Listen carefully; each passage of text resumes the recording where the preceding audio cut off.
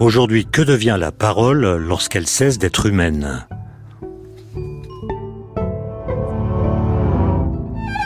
Les machines parlantes et autres agents conversationnels appelés chatbots en anglais, parce qu'ils nous parlent dans notre propre langue, participent à l'avènement de ce qu'on pourrait appeler une informatique affective, voire humanoïde. Désormais soumise à cette sorte de concurrence technique, à la fois réelle et artificielle, que devient la parole proprement humaine ? En quoi et par quoi se trouve-t-elle possiblement modifiée, notamment lorsque des intelligences artificielles qui ne comprennent pas un traître mot aux mots qu'elles utilisent, donnent de la voix, prennent la parole et, comme enivrées d'elles-mêmes, s'adressent à nous en disant « je ». Ne deviennent-elles pas alors l'équivalent technologique de ce qu'étaient autrefois les dieux, les oracles, les anges et les démons ? Et réciproquement, lorsque des humains usent d'éléments de langage parfaitement prévisibles et ultra formatés, n'est-ce pas leur propre verbiage qui, par l'effet de quelques contagions, aurait été robotisé par le langage produit par les machines ? Pour répondre à ces questions délicates, j'ai le plaisir de recevoir Alexei Greenbaum. Bonjour. Bonjour. Vous êtes physicien, philosophe également, et vous venez de faire paraître un livre qui répond directement à ces questions, qui s'intitule « Parole de machine », qui a été publié chez Humaine Science. J'ai une première question pour vous, Alexei Greenbaum. Comment est-ce que vous pourriez prouver aux oreilles de nos auditeurs et de nos auditrices que vous n'êtes pas un robot et que votre parole vient de votre propre voix ? Écoutez, je peux vous le prouver à vous, Étienne Klein, parce que on se voit dans ce studio. Mais à nos auditeurs et à nos auditrices, la réponse courte, c'est que non, je ne peux pas le prouver. Il n'y a aucune preuve. Mais il faut quand même mettre deux bémols. Ma voix pourrait être synthétique quand vous l'entendez à la radio. Vous ne pouvez pas savoir si c'est un être humain ou un robot. Mais le premier bémol, la première remarque, c'est que quand même encore les êtres humains gardent cette capacité de changer spontanément leur voix. Je peux vous parler comme ça, ou je peux vous parler comme ça, et je le fais très vite. Je change très très vite. Pour paramétrer un système d'intelligence artificielle pour qu'il fasse cela, il faut beaucoup plus de temps. Donc la spontanéité. La deuxième réponse, elle est un peu plus technique. On ne peut en effet pas être sûr que la voix qu'on entend est une voix naturelle et pas synthétique, mais on devrait pouvoir le savoir. On devrait. Et donc il faut vraiment mettre un impératif éthique, une nouvelle norme disant, même si cette voix, même si ce texte, même si cette image ou cette vidéo nous paraissent mais parfaitement identiques, parfaitement ressemblantes à celles que produit l'être humain, il faudrait qu'on puisse quand même les mettre dans un logiciel de vérification qui va nous dire c'est généré par un système d'IA. Donc non, on ne peut pas à l'œil nu, juste en entendant quelqu'un à la radio, on ne peut pas savoir que cette voix n'est pas synthétique, mais on devrait pouvoir le dire à travers un logiciel de vérification. Toujours. Autrement dit, si j'enregistre vos propos, est-ce que cet enregistrement analysé par une machine adéquate pourrait déterminer si elle vient d'une machine ou si elle vient d'un humain ? De quelques dizaines de secondes, il sera suffisant. Vous prenez 10 secondes, 15 secondes de ma voix, vous mettez cela dans un logiciel de synthèse, il vous fera toute une émission avec exactement la même voix que la mienne. Oui, mais est-ce qu'il saura dire si elle vient d'un humain ou d'une machine ? Pour l'instant, non, parce que pour l'instant, c'est filigrane, les codes en filigrane ne sont pas encore obligatoires à travers une loi, mais je pense, ça, on va en parler sans doute, la réglementation sur l'intelligence artificielle se développe, elle va arriver. Pour l'instant, elle n'est pas encore là. Donc, les codes en filigrane ne sont pas encore insérés de manière obligatoire dans tout ce qui est généré par l'IA, mais j'espère qu'on y sera en 2024 ou peut-être 2025. Ce que vous appelez un code en filigrane, c'est justement un code qui serait capable de faire cette distinction. Mais pas à l'œil nu, pas juste comme ça en écoutant à la radio quelqu'un. Donc, il vous faudra vraiment un logiciel pour vous aider et à ce moment-là, le logiciel vous dira ça c'est synthétique, ça c'est naturel.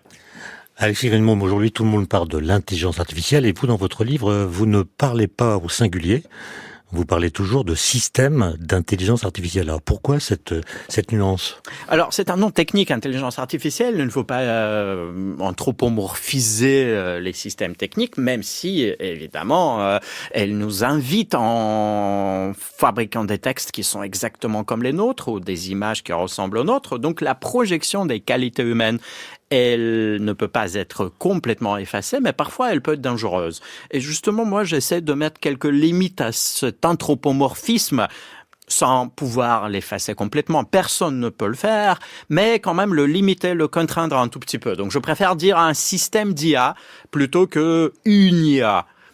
Mais est-ce que vous êtes surpris, vous qui êtes spécialiste de ces sujets, de la vitesse avec laquelle ces choses se développent ? Oui. Vraiment, est-ce que l'arrivée, il y a à peu près 1 an, de ChatGPT vous a surpris ? Est-ce que son développement actuel, qui est quand même très rapide, vous surprend également ? Et est-ce que dans le fait que cette machine, cet agent conversationnel, qui parle notre langue sans rien y comprendre, produit, est-ce qu'on comprend vraiment tous les mécanismes qui font que la qualité des textes produits est quand même assez bonne? Alors, je pense que là, je ne cacherai rien en disant tous les spécialistes techniques, pas seulement moi, mais tous ceux même qui avaient conçu les systèmes comme ChatGPT, les systèmes d'IA génératives, ont été surpris, sont toujours surpris par les performances de ces systèmes. Franchement, il y a 5 ans, 7 ans, je ne pouvais même pas imaginer que la génération des textes soit aussi parfaite qu'elle l'est aujourd'hui. Donc là, vraiment, la surprise est totale. Mais cette surprise, attention, on l'a cherchée. Tout l'intérêt de fabriquer des réseaux de neurones de très grande taille, c'est d'aller vers des zones où, oui, nous connaissons les mathématiques. Oui, nous connaissons les formules derrière. Tout cela est fondé sur la multiplication des matrices, sur de l'algèbre linéaire. Bien sûr que nous connaissons ces éléments scientifiques, mais ces systèmes sont tellement complexes qu'on ne peut absolument pas prédire le résultat. Quand vous allez sur ChatGPT et vous lui dites quelque chose, personne, y compris les concepteurs, ne peut prédire quelle sera la réponse. On a cherché la surprise. On a cherché à fabriquer des systèmes d'IA qui nous étonneront. Mais ça veut dire que la capacité d'un ingénieur dans ces domaines se mesure non pas à ses capacités de prédiction, mais au contraire aux surprises que son système pourrait engendrer, qu'il le surprendrait lui-même. Exactement. Et c'est ce qu'on appelle depuis les années 70 le paradigme des systèmes complexes. Alors, pour les systèmes complexes, on peut imiter sans comprendre.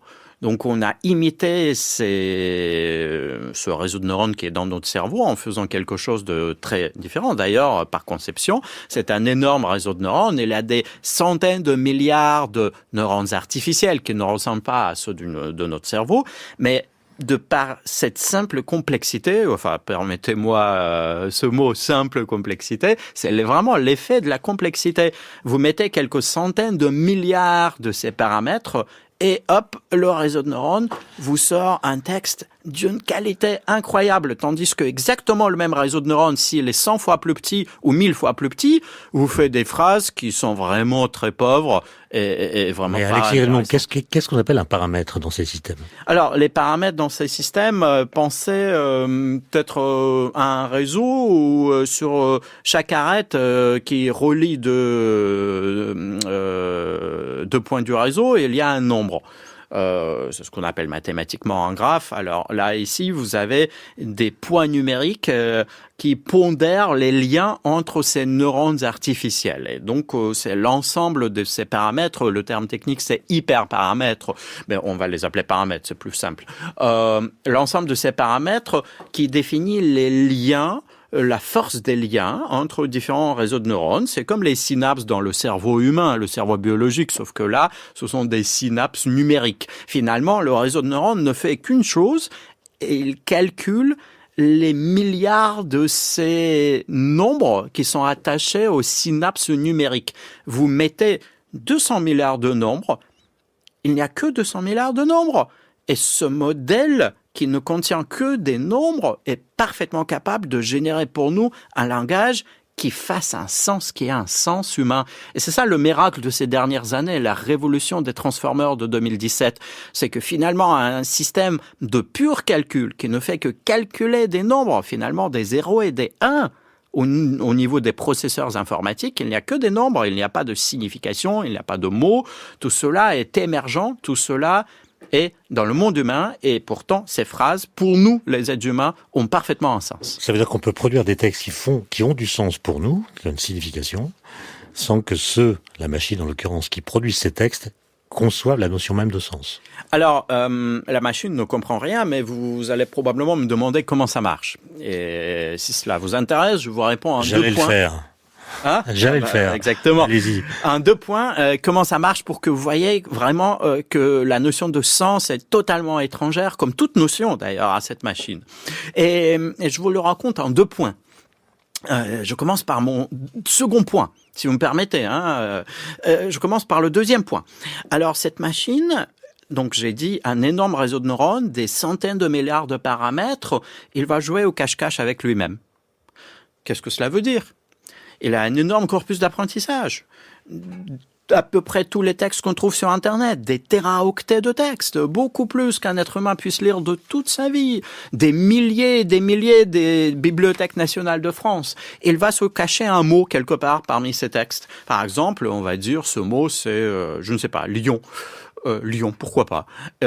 Et après, il va essayer de deviner ce mot qu'il s'était soustrait tout à l'heure. Et il va dire, si j'ai caché le mot lion, peut-être que...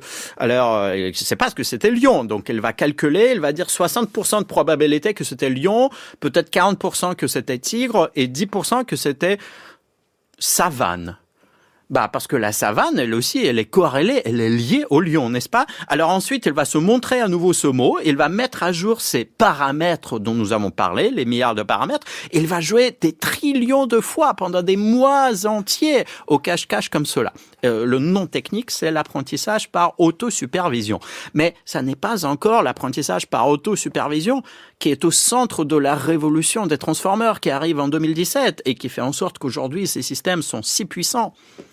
Il faut ajouter mon premier élément. Je vous ai dit, c'était mon 2e point tout à l'heure. J'ajoute le premier. Et vous allez voir, je vais le dire en une phrase. Il est très facile à dire, très difficile à saisir, à comprendre ce que ça veut dire humainement. Alors, j'ai parlé de mots comme lion. J'avais dit, il allait se cacher un mot, se soustraire un mot et puis essayer de deviner. En fait, ça n'est pas tout à fait précis. Il va prendre un texte et il va diviser ce texte, non pas en mots, comme nous, les êtres humains, nous le faisons, mais en ce qu'on appelle des tokens, des combinaisons de 2, 3, 4 caractères. En français, la traduction, ce serait dire des jetons. Mais bon, on ne dit pas des jetons, on dit des tokens. Après un Q, il y a un U. QU, c'est un token. Souvent, après un Z, il y a un espace. Z espace, c'est un token. Mais attendez, les tokens ne sont pas des mots, ils ne portent aucun sens. Z espace, ça n'a aucun sens. QU, ça n'a aucun sens. Et donc la machine va opérer, va jouer au cache-cache. Non pas avec des mots qui portent un sens, mais avec des tokens qui sont complètement asémantiques, qui n'ont aucune signification. Et toute la génération, d'abord l'apprentissage, ensuite la génération des textes par les machines, passe par la voie des tokens, par une voie asémantique. Et ce qui est incroyable, mais aussi fascinant, n'est-ce pas? C'est que la machine qui apprend et qui fabrique des textes à travers des tokens asémantiques, à la fin, nous les êtres humains, elle nous donne l'impression de fabriquer des phrases parfaitement sensées, mais sensées pour nous, pas pour elle. Obtenues par du calcul simplement. Obtenu par le calcul des tokens manquants. C'est la seule chose qu'elle sait faire. Alors, est-ce que ça oblige à changer la définition de l'intelligence artificielle? Alan Turing, l'un de ses fondateurs, soutenait que le concept même de machine intelligente ne pouvait être défini que par le biais d'une confrontation avec un comportement humain. Et ce critère n'impliquait nullement que les machines fussent elles-mêmes intelligentes, seulement qu'elles devaient pouvoir mimer efficacement, au moins pour partie, certaines productions de l'intelligence humaine. Est-ce qu'on en est resté là, ou est-ce qu'on va plus loin que cette définition, de sorte qu'il faudrait la remanier pour tenir compte de ces choses dont vous parlez, qui ont surpris les concepteurs même qui les avaient imaginés? Le mot intelligence fait partie de ces mots qui sont utilisés par des scientifiques, mais qui n'ont pas de définition scientifique fixe. Il y en a d'autres, comme la vie, par exemple, ou conscience. Alors, l'intelligence, pour moi, c'est un horizon des recherches qu'on repousse toujours un peu plus loin. Pour Turing, écoutez, si Turing pouvait voir ChatGPT, mais même les chatbots d'il y a 20 ans, les agents conversationnels qu'on avait déjà autour de 2000, Turing, je pense qu'il n'y croirait simplement pas. Ces chatbots, déjà, il y a une quinzaine d'années, avant même l'intelligence artificielle générative, étaient capables de passer ce qu'on appelle le test de Turing, l'indistinction entre un être humain et une machine, car vous ne savez pas avec qui vous parlez. Aujourd'hui, avec l'IA générative, ce test de Turing est obsolète en quelque sorte. Vous pouvez bel et bien savoir que c'est une machine. Évidemment, la machine peut aussi vous tromper, mais même si elle vous dit « je suis une machine, je suis un robot, je suis un système d'IA », vous allez, tout en sachant que c'est une machine, vivre une transformation émotionnelle. Vous avez parlé de l'informatique affective, émotionnelle, psychologique majeure, et j'aurai des exemples à vous montrer. Mais ce que Turing, je pense, a saisi correctement, c'est que l'intelligence est ce rêve éternel, l'intelligence artificielle est ce rêve éternel. On construit des machines qui font des choses que nous avons encore cru être du ressort exclusif humain il y a quelques années seulement. Il y a 5 ans, il y a 10 ans, on pensait que c'était impossible à imiter. Et aujourd'hui, les machines l'imitent. On n'est pas en train de dire cette machine a déjà atteint l'intelligence humaine. Non. On dit, c'est déjà pas mal, mais on a de nouveaux critères, de nouveaux, comme on dit, benchmark. On repousse toujours un peu plus loin la frontière. Et c'est comme ça que fonctionne ce terme d'intelligence. C'est un horizon des recherches. On améliore l'intelligence que nous avons du mot intelligence. On peut le dire comme ça ? Certainement. Alors, dans votre livre, Alexei Grimaume, je suis sûr que vous allez nous parler bientôt de l'effet ELISA, mais avant que vous l'évoquiez, que vous le définissiez, je voudrais faire réagir à un petit texte qui a été écrit par Camille Flammarion au mois de mars 1878, quelques jours après que, dans l'amphithéâtre de l'Académie des sciences, le phonographe de Thomas Edison a été présenté aux académiciens. Il y avait un représentant donc de Thomas Edison qui était présent, et puis il y avait aussi un physicien qui s'appelait Théodose Dumoncel qui a fait entendre les prouesses de l'appareil. Et voilà comment Camille Flammarion raconte la scène. L'appareil se mit docilement à réciter la phrase enregistrée sur son rouleau. Alors on vit un académicien d'un âge mûr, l'esprit pénétré des traditions de sa culture classique, se révolter noblement contre l'audace du novateur, se précipiter sur le représentant d'Edison et le saisir à la gorge en s'écriant « Misérable, nous ne serons pas dupes d'un ventriloque ». Ce membre de l'Académie s'appelait Monsieur Bouillot. Fin de citation. Est-ce que c'est pas une préfiguration de l'effet ELISA ? En quelque sorte, mais c'est aussi une réaction au progrès technologique, au progrès de la technique qui est bien connu depuis Platon, n'est-ce pas ? Platon disait « Oh, cette pauvre humanité, elle a inventé une technique qui fera en sorte qu'elle oubliera tout ce qu'elle avait encore dans sa mémoire, elle ne saura plus se remémorer les choses comme avant. » Et Platon ainsi décriait l'écriture, tout simplement. Alors, aujourd'hui, l'écriture, et même au XIXe siècle, pour cet académicien, n'est-ce pas, faisait partie de son quotidien, mais il y avait quelque chose de nouveau. Et la réaction à cette nouveauté, à l'introduction soudaine d'une technologie nouvelle qui change notre rapport à la mémoire, à l'intelligence du monde autour de nous, cela bouleverse, bien sûr. Mais ça, c'est pas tout à fait la même histoire, parce que ce monsieur Bouillot dont parle Camille Flammarion, c'est pas qu'il est choqué par ces découvertes, c'est qu'il n'y croit pas. Il pense qu'il y a un ventriloque qui est caché derrière la machine et qui fait croire que la machine parle, alors qu'en fait, c'est un humain qui produit ces sons. Vous savez, le nombre de gens qui, cette année, vous l'avez dit, ChatGPT a été lancé il y a 1 an, le 30 novembre 2022. Le nombre de gens qui sont venus me voir, et pas seulement moi, mais par exemple mes collègues au Comité national d'éthique du numérique en France, au CNPN, en disant non, c'est impossible, il y a quelqu'un qui a derrière décidé de toutes ces réponses, qui a écrit ces réponses. Il y a tout un tas de gens qui croient que derrière, il y a des êtres humains qui avaient tout prévu et tout écrit. Eh ben non, je vous assure, même les concepteurs ne peuvent pas savoir quel sera le résultat. Personne n'a écrit au préalable les réponses de ChatGPT. Mais la frontière est très nette, très nette avec la génération précédente des très fine aussi, la génération précédente des systèmes d'IA, dit système symbolique ou système expert. Encore, si vous pensez à Siri, à quelque chose, à un chatbot comme Siri, c'était en effet un système pour lequel on avait écrit, il y a 10-15 ans, on avait écrit toutes les réponses possibles. C'était un arbre de décision, comme on dit, ou un système d'intelligence artificielle symbolique, pas un réseau de neurones.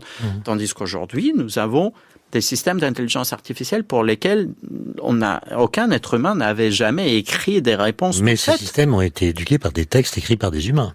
Exactement, mais éduqués de manière, encore une fois, asémantique, sans passer par le sens. C'était juste, quand vous dites éduquer ou entraîner, c'est juste le calcul des tokens manquants. Personne n'a jamais donné à ces systèmes des règles du bon raisonnement logique. Non, il n'y a aucune règle. Mais qu'est-ce qu'il advient du concept de droit d'auteur dans ces cas-là ? Alors ça, c'est le grand débat où il y a des pour et des contre. D'un côté, il y a des gens qui disent, écoutez, moi j'ai écrit par exemple un roman, un poème, une nouvelle, et si quelqu'un veut le lire, il faut qu'il me paye, il faut qu'il achète un exemplaire de mon livre. Et si c'est une machine, peu importe, elle doit aussi payer. Et de l'autre côté, il y a des gens qui disent, mais attendez, la machine, elle ne sait pas que c'est votre texte, elle ne le lit même pas de manière humaine. C'est juste un ensemble de caractères, de tokens pour la machine. Vous avez écrit des mots, la machine y voit des Z espaces et des QU, des tokens. Donc, qu'est-ce qu'elle apprend ? Moi, je pense que, en fait, c'est un peu la même histoire que quand un être humain va dans un musée. Écoutez, pour apprendre à peindre ou à dessiner, je sais qu'Étienne Klein, que vous aimez la peinture, vous êtes sans doute depuis votre temps d'enfance allé dans des dizaines de musées. Vous ne pouvez pas dire que quand vous faites aujourd'hui un tableau avec le pinceau, en fait vous faites une référence explicite à tel maître ou tel tableau que vous avez vu il y a peut-être 50 ans. De la même manière, quand un système d'IA générative génère un texte, il ne fait pas du copier-coller, il n'y a pas de plagiat, il a appris quelque part quelque chose, comme vos yeux avaient appris dans des dizaines de musées. Mais il n'y a pas d'utilisation directe d'un texte qu'on peut pointer de doigt. Je comprends bien, Alexis Rimond, mais pour un écrivain qui a produit un roman, par exemple, ça veut dire que, alors que lui croyait avoir produit des phrases qui avaient un sens bien défini, il a cru qu'il avait raconté une histoire, mais en fait, il a produit pour la machine des tokens. Et donc c'est quand même, pour un écrivain, j'imagine, une sorte de déchéance. On est dans un monde assez différent, mais pas complètement différent. Écoutez, pensez aux exemples mythologiques. Quand Moïse descend du mont Sinaï avec un texte qu'il a reçu de Dieu, paraît-il, selon le mythe biblique, alors est-ce que Dieu avait donné une signification précise à ce texte ? Non, c'était un ensemble de mots, de caractères. Après, aux êtres humains de l'interpréter. Vous voulez dire que ce sont les humains qui ont donné du sens au tables de la loi. Qui mettent un sens dedans. Ah absolument. Oui, mais ils ont supposé que Dieu avait mis ce sens dans les textes. Je pense que quand vous êtes poète, on va peut-être revenir à Dieu plus tard, quand vous êtes poète, quand vous êtes écrivain, vous savez que votre texte, du moment où il est publié, il commence son voyage qui ne dépend plus de vous. Vous y voyez autrefois des sens, des significations qui étaient les vôtres, mais vos lecteurs vont y voir des choses totalement différentes. Oui, l'interprétation peut changer, mais tout le monde a une interprétation, c'est ça la différence. Oui, et les machines ont une interprétation non humaine à travers le calcul des nombres. Ça n'a rien à voir avec les manières humaines d'interpréter ou de comprendre, mais les machines aussi ont le droit à calculer quelque chose. Écoutez, ils calculent. Alors Alexis, je voudrais que vous m'éclairiez sur la chose suivante. Chacun peut faire l'expérience de poser 2 fois, 3 fois, 4 fois la même question à ChatGPT et il ne va pas donner à chaque fois la même réponse. À des nuances près, mais il n'y a jamais de réponse strictement identique, je crois. Non, ça dépend des paramètres techniques. Je pense que beaucoup de nos auditeurs doivent commencer à s'intéresser à ce nouveau savoir-faire, cette nouvelle discipline qu'on appelle l'ingénierie des requêtes. Comment est-ce qu'on formule des requêtes ? Comment est-ce qu'on parle aux machines ? Elles nous parlent en notre langue, mais en fait, elles ne sont pas humaines. Et donc, il faut apprendre à parler avec ces êtres non humains. Et parmi les différents paramètres, il y a un paramètre qu'on appelle la température. Il y a aussi un autre paramètre qu'on appelle SID, mais c'est plus technique. Je vais juste parler de la température. Qu'est-ce que c'est la température? Pour le faire simple, c'est le degré de créativité de la machine. Si la température est égale à 0, elle va donner, en effet, la même réponse, toujours à la même phrase. Mais si vous mettez la température à 1, à 100, pour le dire avec des degrés normaux, alors à ce moment-là, la machine va à chaque fois inventer, créer. C'est le degré maximal, si vous voulez, de la créativité. Évidemment, la créativité est projetée par les êtres humains. C'est une projection. Ce qui se passe mathématiquement, je peux vous raconter au niveau du choix des tokens, mais ce sont des détails mathématiques. Dans ChatGPT, dans l'interface chat que tous nos auditeurs connaissent, je pense, la température est mise par le fabricant à 0,7. Parfois, on la met à 0,8. Cela dépend. Si vous allez utiliser d'autres chatbots, par exemple Bing de Microsoft, vous pouvez même vous-même paramétrer la température. Vous pouvez dire, je veux des réponses plus précises ou plus créatives ou équilibré. Mais quel est le lien entre cette température et la vraie température des physiciens? Est-ce qu'il y a une analogie qui explique c'est une métaphore. Dans ce cas-là, c'est une métaphore, mais en fait, il y a bien un lien au niveau mathématique, c'est-à-dire que c'est un choix probabiliste et vous tempérez avec ce paramètre de température. C'est un thermostat finalement, c'est une sorte de thermostat. Vous réglez la température. Ouais, c'est un système de physique statistique dans lequel vous allez régler un paramètre qui gère l'aléa, qui correspond au degré d'aléa que vous injectez dedans. Mais alors quand même, il y a quand même des systèmes qui produisent des réponses différentes quand on répète les mêmes requêtes. Est-ce que ça autorise pour autant à leur attribuer une espèce de libre arbitre? Alors ce libre arbitre, par projection, quand vous parlez au système d'IA, vous dites comment je ne peux pas prévoir ce qu'il va me dire. C'est comme si c'était du libre arbitre humain. Et je pense que c'est même la propriété peut-être la plus fascinante de ces systèmes. D'abord, pensez aux deux extrêmes. Un système trop déterministe, trop prédictif, vite deviendrait inintéressant pour nous. Il serait trop prédictible, qui donnerait toujours la même réponse à la même question. De l'autre côté, un système trop aléatoire qui dit un peu n'importe quoi, parce que fabriquer des phrases complètement au hasard, je veux dire au sens vraiment maximal mathématique du hasard, n'oubliez pas, il n'y a pas de signification pour la machine, donc elle va fabriquer des combinaisons de tokens qui n'ont rien à voir avec ma question, donc ça c'est pas intéressant, le hasard total n'est pas significatif, il n'est pas utile. Il fallait trouver cette zone entre les deux, où les systèmes d'intelligence artificielle seraient capables d'imiter le hasard humain, le fameux libre arbitre humain. Et finalement, c'est cela la réussite des ingénieurs qui ont fabriqué ces systèmes. Ils ont trouvé un ensemble de paramètres techniques pour que la machine ne soit ni trop déterministe, ni trop aléatoire, mais qui limite de près le hasard que nous connaissons dans notre monde, le hasard qui pour nous est naturel. Et finalement, c'est ça qui est fascinant. Comment est-ce possible qu'une machine imite si bien notre hasard naturel, notre libre arbitre naturel?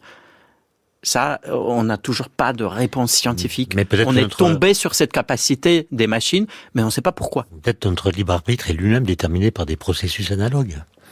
Peut-être, écoutez, il y a beaucoup de neuroscientifiques aujourd'hui qui disent « Ah, on a maintenant les réseaux de neurones de type transformer, peut-être que c'est comme ça que marche un cerveau. » Je leur souhaite bonne chance dans leur recherche, mais moi je pense que ce qui est beaucoup plus fascinant encore, c'est la différence entre un cerveau et un transformer. Écoutez, commençons déjà par la consommation énergétique. Un cerveau, ça consomme quoi? 6 watts, très peu, 30 watts, voilà. 30 watts, mais pour entraîner un transformer, c'est la consommation énergétique d'une petite ville, c'est beaucoup plus. Pendant quelques mois, il consomme comme une bonne petite ville quand même. Rien à voir avec un cerveau. l'architecture, la topologie des liens dans un cerveau biologique qui est tout petit, il tient dans une tête, tandis qu'un réseau de neurones quand même de taille de quelques centaines de milliards de paramètres, ça demande un bon immeuble rempli de serveurs informatiques. Pas du tout la même structure.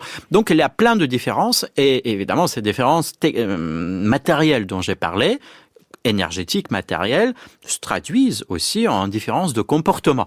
Et ces différences de comportement sont rares, sont difficiles à saisir, difficiles à voir, mais parfois elles surgissent et elles nous étonnent et aussi elles créent un besoin de tester ces systèmes, de les tester profondément de manière qu'on appelle adversaire par des êtres humains.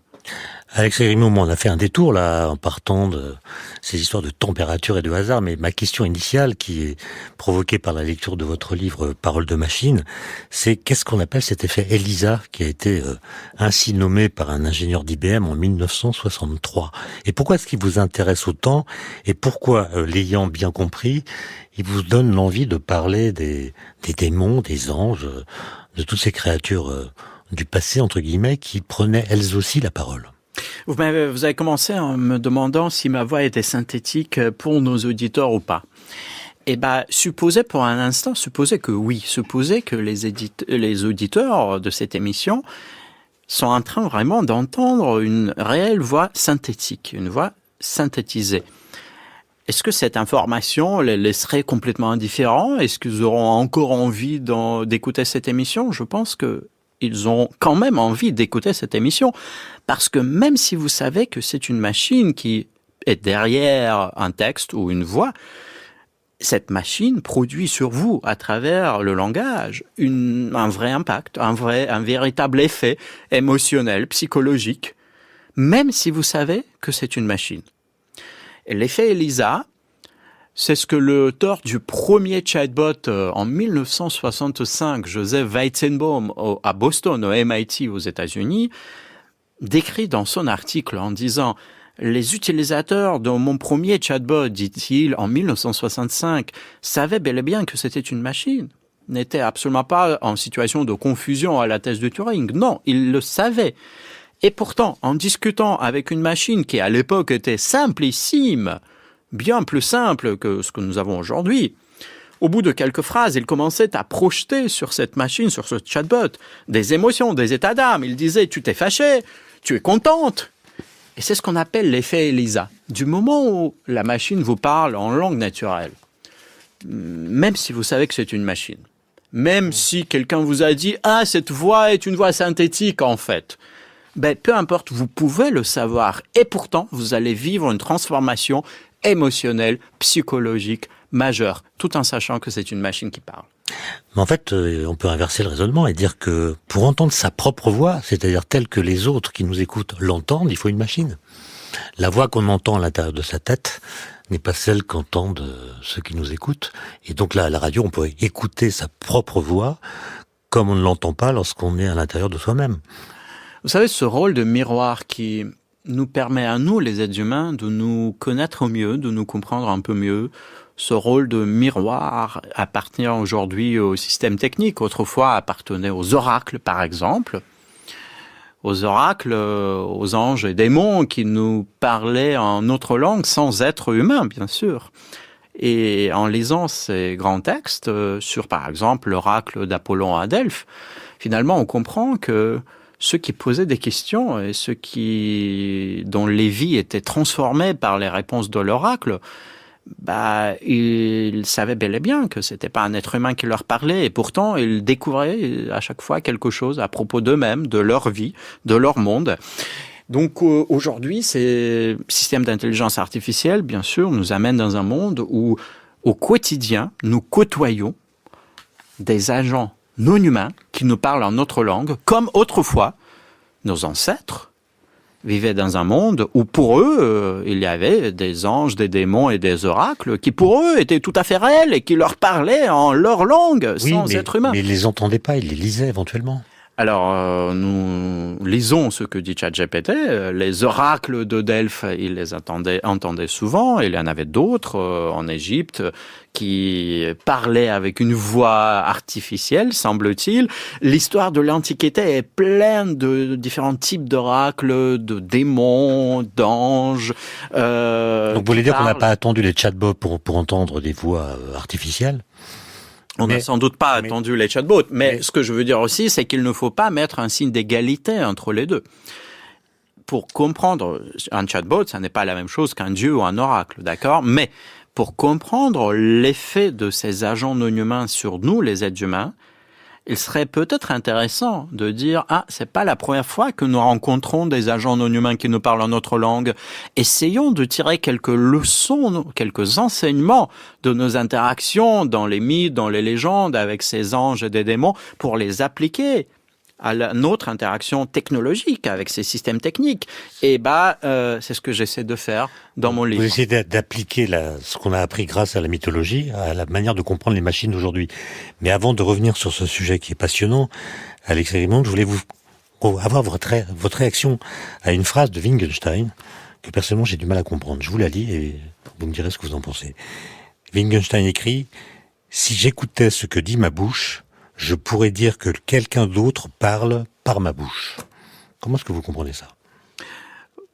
Ma première réaction, ce serait de dire prendre un peu de distance par rapport à soi-même. Justement, c'est comme se regarder dans un miroir. Se mettre à une petite distance par rapport à son corps, se demander alors, celui que je vois, est-ce moi ? Celui que je vois là-bas, est-ce que c'est mon corps? Est-ce moi? Alors, cet exercice qui est bien connu, bien avant Wittgenstein, de se mettre à distance par rapport à soi-même, il permet d'en apprendre quelque chose sur ce que je suis. Augustin s'interrogeait de cette façon. Et cette démarche augustinienne, je pense, a quelque part influencé sans doute aussi la pensée de Wittgenstein. Mais ce que les machines, pour revenir à Léa, ce que les machines justement permettent de faire, bien sûr qu'elles sont des outils qui nous permettent de mieux écrire, de ne pas faire de fautes d'orthographe, de mieux structurer notre pensée, mais aussi peut-être de prendre une distance par rapport à soi-même. Vous savez, il y a un usage de l'IA générative assez intéressant. Il s'agit d'amis virtuels. Il y a un exemple, une application qui s'appelle Replica. Replica avec un K, mais il y en a d'autres aussi. Ce sont des amis virtuels disponibles 24 heures sur 24. On vous dit, c'est une machine, c'est dans votre smartphone. Ça n'est pas un véritable être humain qui vous parle. C'est une application. Et pourtant, les êtres humains qui parlent des heures et des heures avec ces amis virtuels qu'ils se sont faits eux-mêmes, comme dans un miroir, ils vivent une vraie transformation, parfois une addiction, parfois une sorte de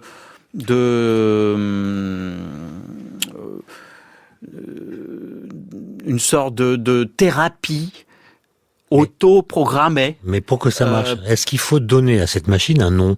On a parlé tout à l'heure de Joseph Weizenbaum qui a inventé l'effet Elisa, mais il avait nommé sa machine Elisa. Il lui avait donné un nom de femme. Et le fait de lui donner un nom, est-ce que ça ne la fait pas entrer dans notre réalité finalement?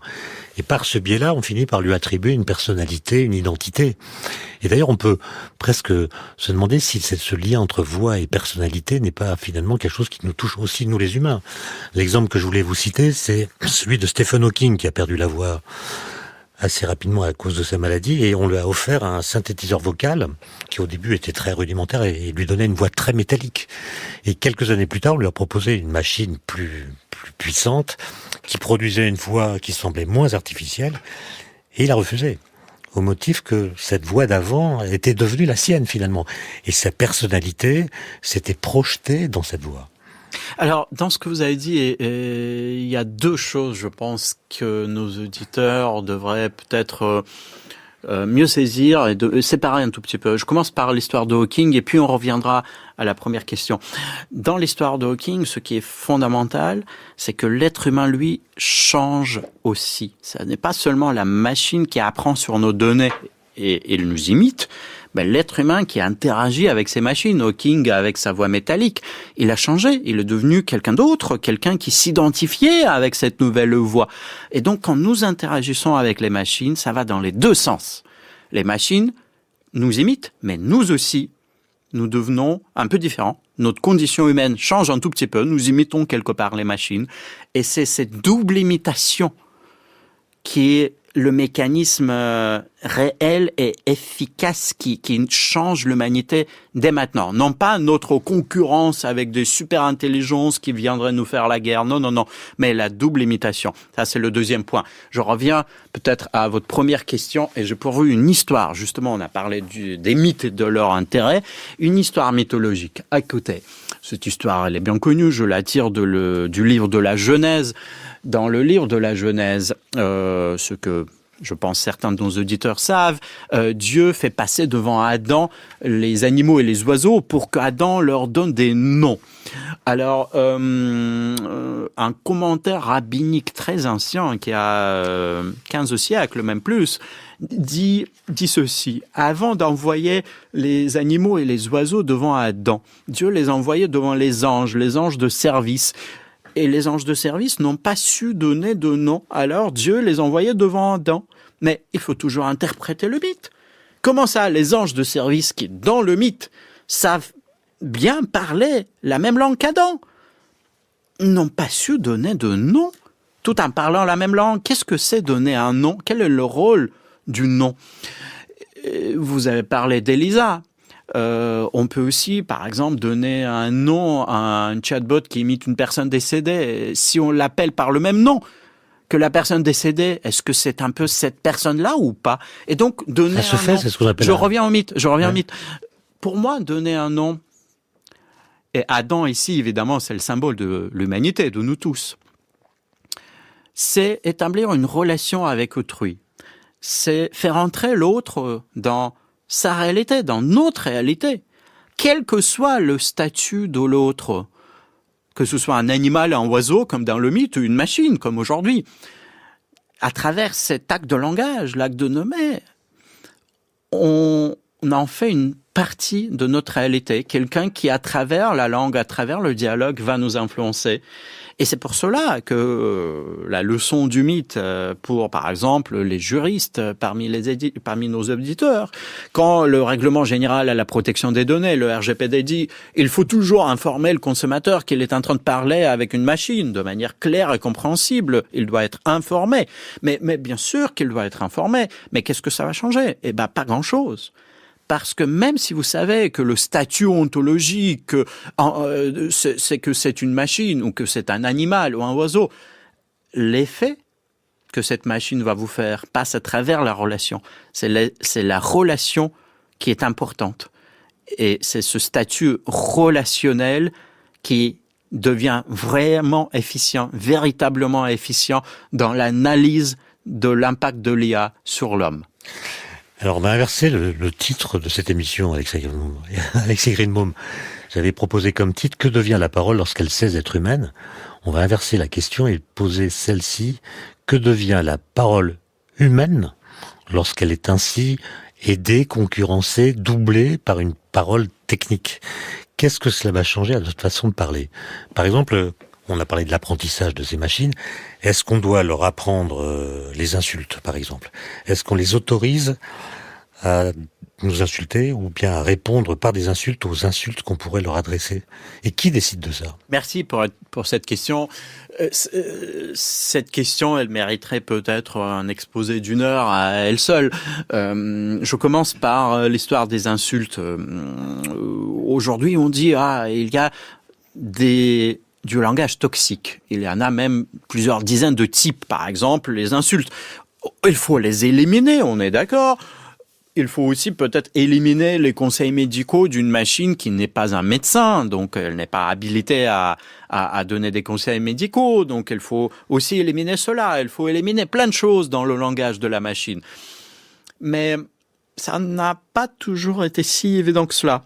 On a parlé des années 60. Dans les années 60, il y a eu un vrai débat. Il y avait un vrai débat à propos des insultes. Est-ce qu'il vaut mieux qu'un être humain interagissent avec des insultes, avec du langage pas très agréable, avec une machine qu'avec un autre être humain? Peut-être qu'il vaut mieux qu'il puisse ventiler quelque part ses sentiments. Il se défoule. Voilà, avec une machine. Dans les années 60, le débat existait, mais les machines n'existaient pas à l'époque. Aujourd'hui, les machines existent, il n'y a plus de débat. On pense que oui, évidemment, il faut éliminer les insultes du langage de la machine. Mais la question qui est derrière, elle est bien plus profonde, et vous l'avez posée, Étienne Klein, c'est la question de l'impact sur notre parole, la parole humaine. Si la parole des machines est trop bien nettoyée, s'il n'y a pas d'émotion, est-ce qu'elle va encore être intéressante pour nous? Et il y a un problème avec ces filtres et les contrôles qu'on appelle l'excès de contrôle. Très souvent, la machine va dire non, je ne suis qu'un robot, je ne peux pas te répondre. Je ne sais pas la différence entre le bien et le mal, ni entre le vrai et le faux. Par exemple, ou je ne veux pas te dire comment on met fin à un process informatique parce qu'il n'est pas bien de mettre fin à une quelconque forme de la vie. Bon, évidemment, on est surpris, comment ça? Mais ça n'est pas une forme de vie, donc dis-moi comment il faut faire pour mettre fin à un process informatique. Mais non, elle fait un peu trop de contrôle parce qu'elle n'a pas d'entendement humain. Cet excès de contrôle peut devenir contre-productif. Et justement, ce qui est difficile, c'est de ne pas faire des contrôles, mais de ne pas en faire trop.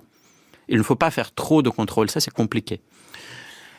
Dernier élément de votre question, toujours. Vous voyez, c'est une grande question que celle que vous avez posée. Dernier élément, que deviendra notre parole humaine? Est-ce qu'elle deviendra encore un peu plus aseptique parce que nous allons imiter des machines aseptiques? Est-ce que nous allons parler dans la moyenne statistique avec des mots un peu triviaux?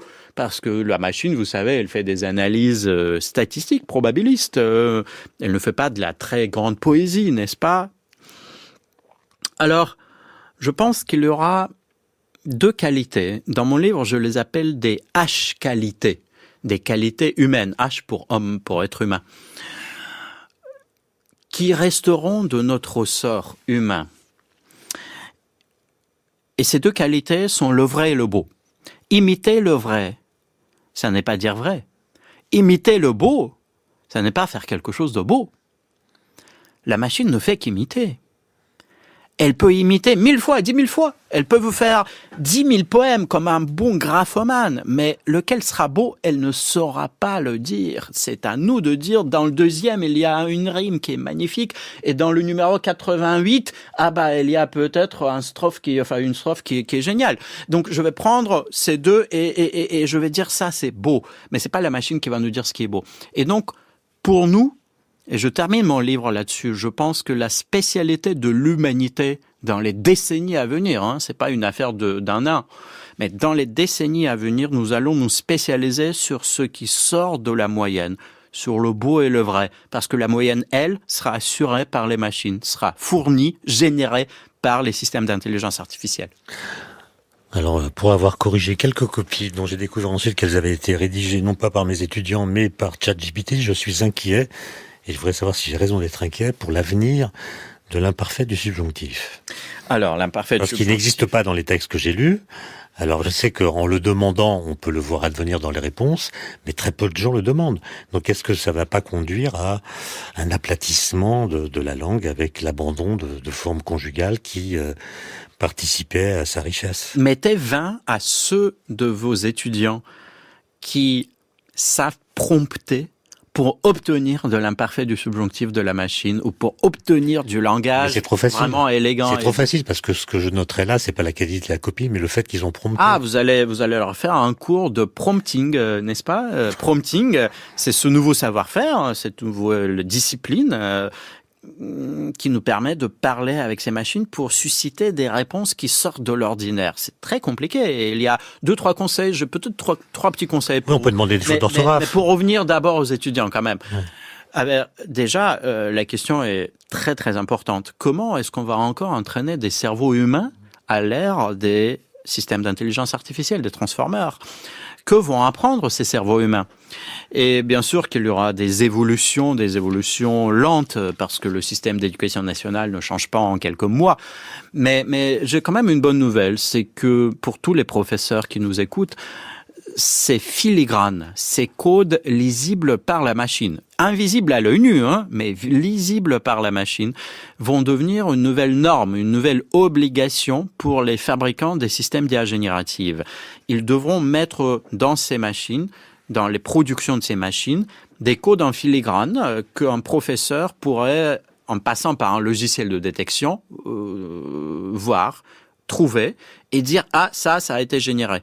Donc on n'y est pas encore, ce n'est pas encore une solution qui marche, mais déjà le législateur européen, mais également américain, donc ça se passe à l'échelle internationale et aussi au sein du G7, ça s'appelle le processus d'Hiroshima du G7, les codes de conduite pour l'intelligence artificielle au niveau du G7. Il y a le principe 7 qui dit l'information sur la provenance des contenus, les codes en filigrane seront obligatoires. Donc, petit à petit, nos professeurs auront un outil de distinction qui leur permettra de savoir si ça a été écrit, si un texte, une dissertation, a été écrit par un être humain, une machine. Oui, mais est-ce qu'on va pendant longtemps demander à des étudiants de produire des copies qui seront donc eux-mêmes rédigées sans l'aide de machines, si ces copies sont moins bonnes que celles que produisent les machines? Est-ce qu'on va pas changer les critères d'appréciation?